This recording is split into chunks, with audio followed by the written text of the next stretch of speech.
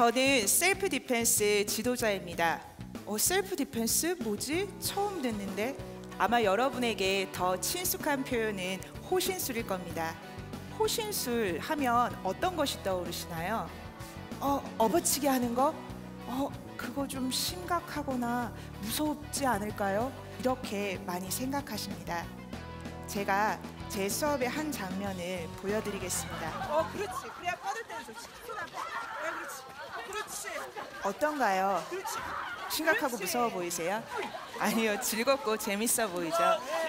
셀프 디펜스라는 단어에는 두 가지 뜻이 있습니다. 셀프, 스스로. 디펜스, 지킨다. 그리고 두 번째 뜻이 또 있습니다. 두 번째 뜻은 정당 방어입니다. 위험을 예방하며 필요할 때 나를 지킬 수 있다는 것을 아는 것이 셀프 디펜스의 본질입니다.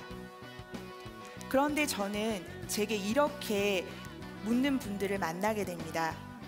저항하는 것이 더 위험하지 않을까요? 위험 상황, 폭력 상황은 모면하고 회피하는 것이 가장 좋습니다. 저항, 맞서 싸우는 것은 모면하거나 회피할 수 없는 한계 상황에서 필요합니다. 모범 운전자도 모든 사고를 피할 수 없듯이 우리도 그럴 수 있습니다. 그럴 때는 분명 저항이 필요합니다. 현실에 이미 폭력이 존재합니다. 폭력에 대해 모르고 평화를 도모할 수는 없습니다. 폭력에 대해 알지 못할수록 막연한 두려움과 불안감이 더 커지기 때문입니다. 그래서 우리는 알아야 합니다. 우리는 셀프 디펜스 연습을 통해서 문제 상황, 폭력 상황에 대한 면역력을 높일 수 있습니다. 자, 이제 여러분께 가장 흔한 폭력 중 하나를 설정해 보겠습니다. 누군가 갑자기 내 뺨을 와서 때리는 것입니다. 무척 기분이 나쁜 일입니다. 이런 행동을 하는 공격자의 심리는 나는 너보다 위다. 그러니 고분고분하게 내 말을 들어라 입니다. 한 대에 그치지 않는 경우도 많다는 것입니다. 수십 대, 수백 대로 이어지기도 합니다. 우리는 그것이 반복되지 않도록 하는 것이 필요합니다. 어떻게요? 방어가 필요합니다. 기본적인 대응은 세 가지입니다. 첫 번째, 경계 설정. 두 번째, 자세. 세 번째, 언어 테크닉입니다. 경계 설정은 내가 안전하다고 느끼는 상황과 영역에 대한 경계선입니다. 이 선을 넘지 마시오와 같은 뜻입니다. 둘째, 자세는 경계를 할 필요가 있다고 느낄 때, 대화할 때 우리가 딱 이렇게 하고 말을 하는 사람은 의외로 드뭅니다. 손을 자연스럽게 쓰게 되죠. 왜 들고 있는 것이 좋냐 하면요, 들고 있을 때 어떤 일이 벌어지면 더 신속하게 대응할 수 있게 됩니다. 내려놓는 것보다요. 예를 들면 긴장이나 대립 상황이 조금 격해질 때가 있어요. 그럴 때는 손을 조금 더 올려서 중재의 제스처예요. 진정하세요. 진정하세요.